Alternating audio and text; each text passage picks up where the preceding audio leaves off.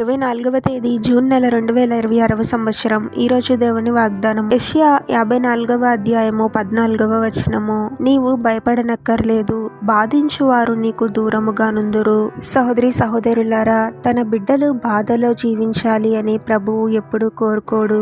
కొన్ని పరిస్థితుల వలన, కొంతమంది మనుషుల వలన మనము బాధపడుతూ ఉంటాము. మనం ఎంత నీతిగా జీవిస్తూ ఉన్నా, మన తప్పు లేనప్పటికీ కొన్ని సందర్భాలలో మనల్ని మనుషులు నిందిస్తూ ఉంటారు. మనదే తప్పు అన్నట్టుగా మాట్లాడుతూ ఉంటారు. వారి మాటల చేత, క్రియల చేత ఇంకా మనల్ని బాధ పెడుతూ ఉంటారు. మరికొంతమంది వారు చదువుకునే స్థలాలలో లేదా పనిచేసే స్థలాలలో ఇతరుల చేత అణచివేయబడుతూ ఎంతో బాధను అనుభవిస్తూ ఉంటారు. ఎప్పుడు వారికి భయపడుతూ జీవించాల్సిన పరిస్థితులు ఉంటాయి. కానీ ప్రభు అంటూ ఉన్నాడు, నీవు భయపడాల్సిన అవసరం లేదు. నిన్నెవరైతే బాధిస్తూ ఉన్నారో వారే నీకు దూరంగా ఉంటారు అని.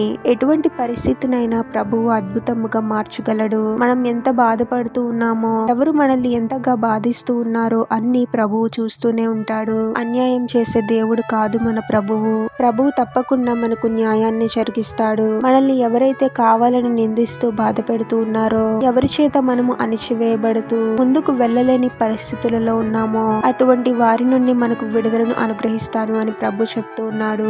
వారే మన నుండి దూరంగా వెళ్ళిపోయే విధంగా ప్రభు పరిస్థితులను మార్చబోతూ ఉన్నాడు. ఒకవేళ మీరు ఇప్పుడు అటువంటి పరిస్థితిలో ఉన్నారేమో, మీరు ఇంకా భయపడాల్సిన అవసరం లేదు. మిమ్మల్ని ఎవరైతే మాటలతో, క్రియలతో బాధ పెడుతూ ఉన్నారో వారే మీ నుండి దూరంగా వెళ్ళిపోయే విధంగా ప్రభు పరిస్థితులను మార్చబోతూ ఉన్నాడు. ధైర్యంగా ఉండండి. ప్రభు సన్నిధిలో విశ్వాసంతో ప్రార్థించండి. ప్రభువే మీ దుఃఖాన్ని సంతోషంగా మారుస్తాడు. ప్రార్థన. పరిశుద్ధుడవగు ప్రభువా, మీ పరిశుద్ధమైన నామమునకు తరతరములు యుగయుగములు మహిమ కలుగును గాక. మరొక నూతన దినంలోనికి మమ్మల్ని క్షేమంగా ప్రవేశింపచేసిన దేవా, మీకే స్తోత్రం తండ్రి. ఎవరెవరు వారి మాటల చేత, క్రియల చేత మమ్మల్ని బాధ పెడుతూ నిందిస్తూ ఉన్నారో సమస్తమును ఎరిగిన దేవుడవు ప్రభువా, న్యాయాన్ని జరిగించే గొప్ప దేవుడవు తండ్రి. మమ్మల్ని బాధ పెట్టే ప్రతి పరిస్థితి నుండి, మనుషుల నుండి మీరే మాకు విడుదలను అనుగ్రహించండి తండ్రి. దుఃఖాన్ని సంతోషముగా మార్చే గొప్ప దేవుడవు ప్రభువా.